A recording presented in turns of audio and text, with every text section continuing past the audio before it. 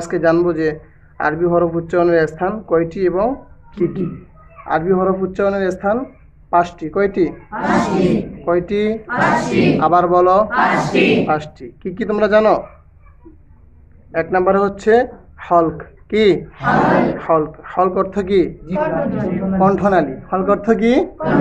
সমস্যা নাই, সমস্যা নাই, ভুল হইতেই পারে, তোমরা তো জানো না। আচ্ছা, হলক অর্থ কি?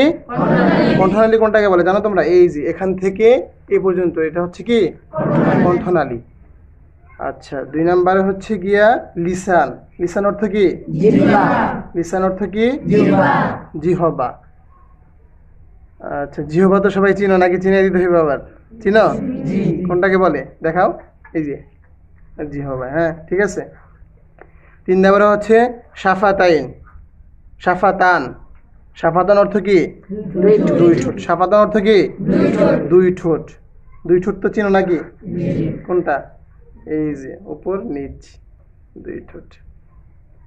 4 নম্বরে হচ্ছে জাউফ। জাউফ অর্থ কি? মুখ ও কণ্ঠনালীর খালি জায়গা। মাঝখানে যে খালি জায়গা আছে ওইটাকে জাউফ বলে। ওইটা চিনো সবাই? এই যে এটা হচ্ছে আমাদের মুখ, আর এটা হচ্ছে আমাদের কণ্ঠনালী। এই মাঝ বরাবর ভিতরে একটা খালি জায়গা আছে, ওইটাকে কি বলে?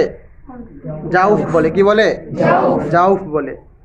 আচ্ছা, 5 নম্বরে হচ্ছে খয়সুম। খয়সুম অর্থ কি? নাকের বাসি। নাকের বাসি চিনো সবাই? এই যে এটাকে নাকের বাসি বলে।